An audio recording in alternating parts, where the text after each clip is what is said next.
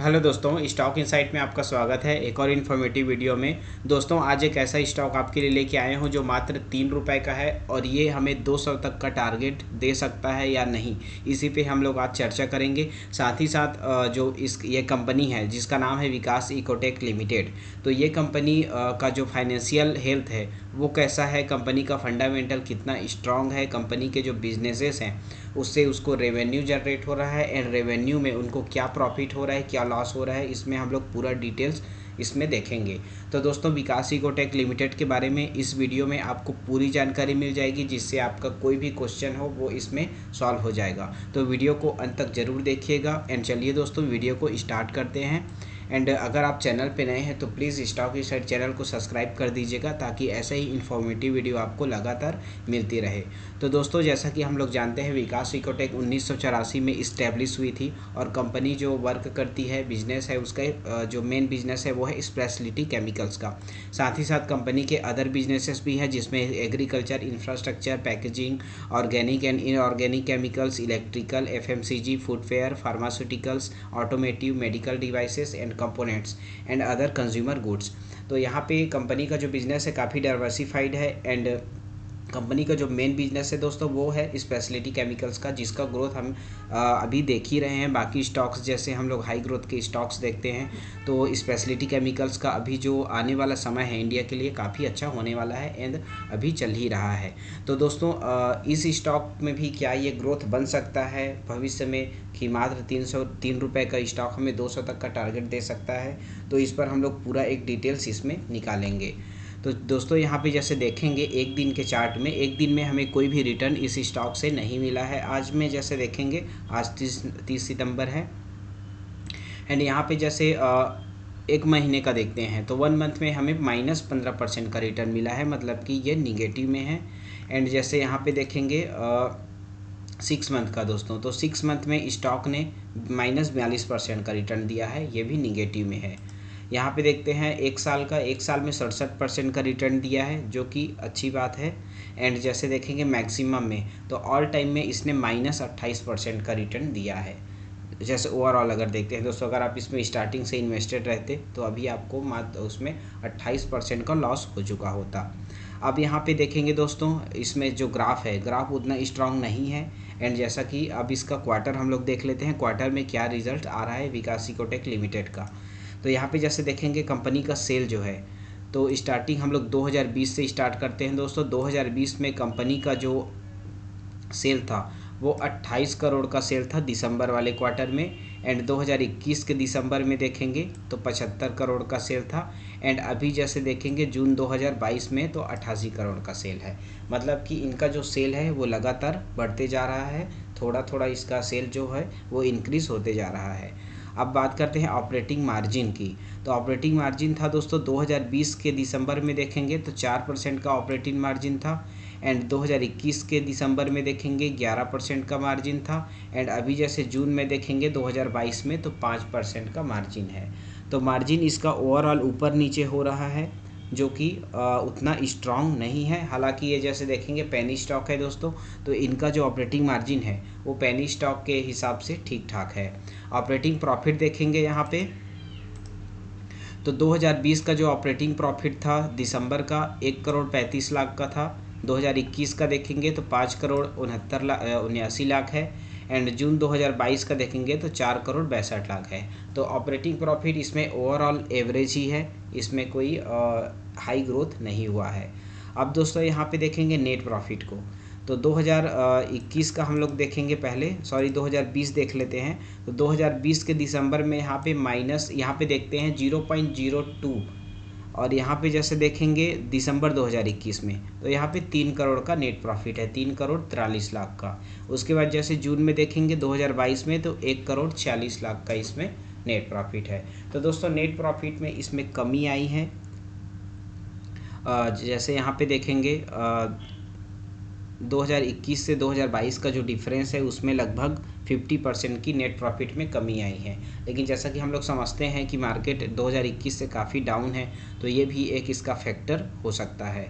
तो यहाँ पे जैसे देखेंगे एनुअल रिजल्ट एक बार देखेंगे, क्वार्टर हमें उतना स्ट्रांग नहीं लग रहा है, लेकिन ओवरऑल कंपनी पेनी स्टॉक है, तो पेनी स्टॉक के हिसाब से कंपनी ओवरऑल एवरेज बिजनेस कर रही है। अब यहाँ पे देखेंगे दोस्तों प्रॉफिट एंड लॉस में आते हैं and year on year company का ग्रोथ देखते हैं। तो यहाँ पे जैसे 2019 देखेंगे, 2019 का सेल था 245 करोड़ का, 2020 का सेल है 192 करोड़ का, 2021 का सेल है 116 करोड़ का एंड 2022 का सेल है 250 करोड़ का। तो इसका जो सेल है वो लगातार बढ़ते जा रहा है। हालांकि जैसे देखेंगे 2016-17 में इनका जो सेल था वो 300 के पार था, लेकिन अभी 2022 में देखेंगे तो सेल जो है वो 250 करोड़ के आसपास आया है, जो कि एवरेज है। अब देखते हैं ऑपरेटिंग प्रॉफिट को। ऑपरेटिंग प्रॉफिट जैसे देखेंगे 2017 का देखेंगे दोस्तों 68 करोड़ का ऑपरेटिंग प्रॉफिट था, 2020 में देखेंगे 12 करोड़ का ऑपरेटिंग प्रॉफिट है एंड 2022 देखेंगे तो 23 करोड़ का ऑपरेटिंग प्रॉफिट है। तो ऑपरेटिंग प्रॉफिट भी एवरेज ही है दोस्तों, इसमें अप हाई हो के इसमें चल रहा है ईयर ऑन ईयर। एंड जैसे देखेंगे नेट प्रॉफिट को, तो नेट प्रॉफिट 2017 देखेंगे 24 करोड़ का नेट प्रॉफिट था, 2020 देखेंगे 1 करोड़ का नेट प्रॉफिट था, 2021 में -14 करोड़ का नेट प्रॉफिट था एंड जैसे यहाँ पे देखेंगे 2022 में तो 1 करोड़ का नेट प्रॉफिट आया है। तो नेट प्रॉफिट में इसकी कमी आई है, लेकिन एक ग्रोथ देखेंगे दोस्तों तो ईयर ऑन ईयर में इसका ग्रोथ जो है वही एवरेज है। इसमें अगर आप इन्वेस्ट करते हैं तो आपको लॉन्ग टर्म रुकना पड़ेगा। बाकी डिटेल्स अभी आगे हम लोग जानेंगे। तो इसका जो नेट प्रॉफिट है ईयर ऑन ईयर ग्रोथ है दोस्तों वो उतना स्ट्रांग नहीं है जैसा कि बाकी केमिकल स्टॉक्स का है, और जैसा कि हम लोग जानते हैं पेनी स्टॉक है, तो इसका जो ग्रोथ है वो एकदम धीरे धीरे हो रहा है और वो भी आपको रिटर्न अच्छे जनरेट करके नहीं दे रहा है। अब यहाँ पे देख लेते हैं, नेक्स्ट सेगमेंट में आते हैं, कंपनी का बैलेंस शीट देखते हैं दोस्तों। तो बैलेंस शीट में कंपनी का शेयर कैपिटल 28 है एंड जैसे मार्च 2022 में देखेंगे तो 94 हो गया है। अब देखते हैं रिज़र्व को, तो रिज़र्व यहाँ पे देखेंगे तो रिज़र्व कंपनी का लगातार बढ़ते जा रहा है, जो कि कंपनी के लिए अच्छी बात है। कंपनी का डेट देखेंगे तो कंपनी पे 2017 में 118 करोड़ का डेट हुआ करता था, 2020 में 145 करोड़ का डेट था एंड 2022 देखेंगे तो 93 करोड़ का। तो ये अच्छी बात है कि कंपनी का जो कर्ज है वो कम हो रहा है। अब दोस्तों यहाँ पे कैश फ्लो देख लेते हैं, तो जो ऑपरेटिंग एक्टिविटी है इनको इसमें से लॉस ही हो रहा है। जैसे यहाँ पे देख सकते हैं 2020 में 26 करोड़ का प्रॉफिट था, 2021 में 12 करोड़ का प्रॉफिट था एंड 2022 देखेंगे तो -18 करोड़ का लॉस है। और यहाँ पे इन्वेस्टिंग एक्टिविटी से देखेंगे तो इन्वेस्टिंग एक्टिविटी से इनको लॉस ही हो रहा है। मात्र इनको 2020 में प्रॉफिट हुआ था 6 करोड़ का, उसके बाद से लॉस ही हो रहा है और कोई भी उसमें इन्वेस्टिंग एक्टिविटी से फ़ायदा नहीं हो रहा है। बात करते हैं फाइनेंशियल एक्टिविटी से। फाइनेंशियल एक्टिविटी से दोस्तों ओवरऑल इनको लॉस ही हो रहा है। 2022 में बस इनको 20 करोड़ का प्रॉफिट हुआ है। बाकी जैसे पिछला ईयर देखेंगे तो लॉस ही था, जो अभी 20 करोड़ आ गया है तो ये कंपनी के लिए अच्छी बात है। तो टोटल जैसे नेट कैश फ्लो देखेंगे तो यहाँ पे नेट कैश फ्लो 2017 में 21 करोड़ का था, 2018 में -18 करोड़ का था, माइनस दोस्तों। एंड 2019 देखेंगे तो -3 करोड़ का था, 2020 और 21 में 0 था और अभी 2022 में देखेंगे तो 2 करोड़ का। तो नेट कैश फ्लो कंपनी के पास अभी मात्र 2 करोड़ का है। अब यहाँ पे देखते हैं दोस्तों शेयर होल्डिंग पैटर्न कितना स्ट्रांग है। तो प्रमोटर जो है, यहाँ पे जो प्रमोटर की होल्डिंग है 2019 में देखेंगे तो 32% की प्रमोटर की होल्डिंग थी, जो अब मात्र 9% रह गई है, जो कंपनी के लिए बहुत ही निगेटिव इम्पैक्ट इसमें डालता है। बात करते हैं FIS की होल्डिंग की, तो FIS की होल्डिंग 2019 में 8% हुआ करती थी, जो और 2020 में 21% हुआ करता था। अभी वो मात्र दोस्तों 1% रह गया है, जो कि बहुत ही कम है। अब बात करते हैं DIS की होल्डिंग की, तो डोमेस्टिक इंस्टीट्यूशन की होल्डिंग 2021 में 2% की थी, जो कि अब 0 हो गया है। DIS की कोई भी होल्डिंग इसमें विकास इकोटेक लिमिटेड में नहीं है। बात करते हैं पब्लिक होल्डिंग की, तो पब्लिक होल्डिंग 89% है, आप देख सकते हैं दोस्तों। तो टोटल जैसे शेयर होल्डिंग पैटर्न देखेंगे तो शेयर होल्डिंग पैटर्न हमें एक थोड़ा भी स्ट्रांग नज़र नहीं आ रहा है, क्योंकि जैसे देखेंगे तो FIS इसमें से होल्डिंग निकाले हैं अगर पिछले क्वार्टर से, एंड जैसे दिसंबर वाले क्वार्टर में देखते हैं तो FIS ने इसमें एंट्री की है। तो टोटल ओवरऑल देखेंगे तो इसमें शेयर होल्डिंग पैटर्न स्ट्रांग नहीं है।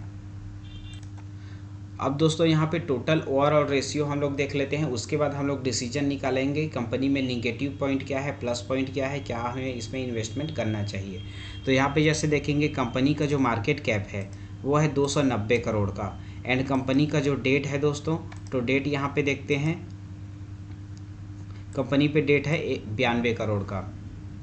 तो और कंपनी का जैसे रिटर्न ऑन इक्विटी देखेंगे तो 0.77 है, and return on capital employed 7% का है। तो return on capital employed overall ठीक ठाक है, लेकिन रिटर्न ऑन इक्विटी इसमें काफ़ी कम नज़र आ रहा है। बात करते हैं इंट्रेंसिक वैल्यू की, तो इंट्रेंसिक वैल्यू इसमें ₹1.26 की है और बुक वैल्यू है ₹2.42 का। तो और इसका जो प्राइस है वो ₹3.10 का है। तो ओवरऑल देखेंगे दोस्तों तो स्टॉक थोड़ा सा महंगा है, लेकिन यहाँ पे देखते हैं कि रिटर्न कैपिटल एम्प्लॉयड इसमें अच्छा है, एंड स्टॉक का जो बुक वैल्यू है वो इसमें उसके इंट्रेंसिक वैल्यू से आसपास ही ट्रेड कर रहा है। Book value, stock value and trade इसका जो इंट्रेंसिक वैल्यू है वो आसपास ही है। तो इसमें स्टॉक को हम लोग कंसीडर कर सकते हैं, क्योंकि स्टॉक महंगा है लेकिन ज़्यादा महंगा नहीं है। अब बात करते हैं प्राइस टू अर्निंग की, तो प्राइस टू अर्निंग इसमें 42 है। तो आपको इसमें ₹1 कमाने के लिए ₹42 इन्वेस्ट करने पड़ेंगे, और आपको लॉन्ग टर्म इसमें होल्ड करना पड़ेगा, तब आपको इसमें कोई भी ग्रोथ देखने को मिलेगा। तो दोस्तों टोटल ओवरऑल इसमें हम लोग माइनस पॉइंट देखते हैं, तो माइनस पॉइंट ये है कंपनी में कि प्रमोटर की होल्डिंग इसमें मात्र 9% की है। FIIs DIs की होल्डिंग भी बहुत ही कम है, DIs ने अपनी होल्डिंग ही निकाल दी है, एंड FIIs का होल्डिंग इसमें मात्र 1% का है, जो कि पहले 9%, 11%, 20% तक हुआ करता था।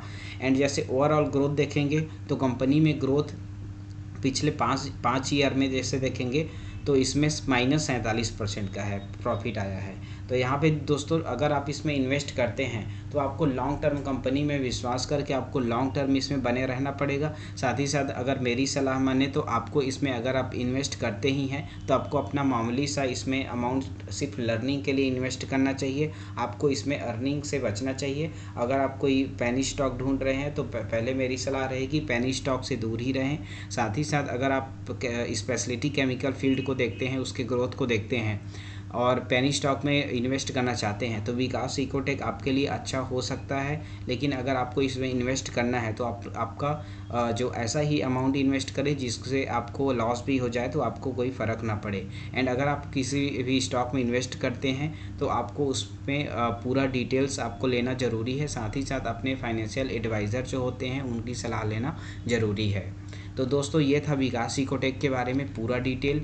एंड वीडियो कैसा लगा कमेंट में बताइएगा। एंड साथ ही साथ अगर आप प्लीज़ चैनल पे नए हैं तो प्लीज़ चैनल को सब्सक्राइब कर दीजिएगा, ताकि ऐसे ही इन्फॉर्मेटिव वीडियो आपको लगातार मिलती रहे। वीडियो को अंत तक देखने के लिए आपका बहुत बहुत धन्यवाद दोस्तों।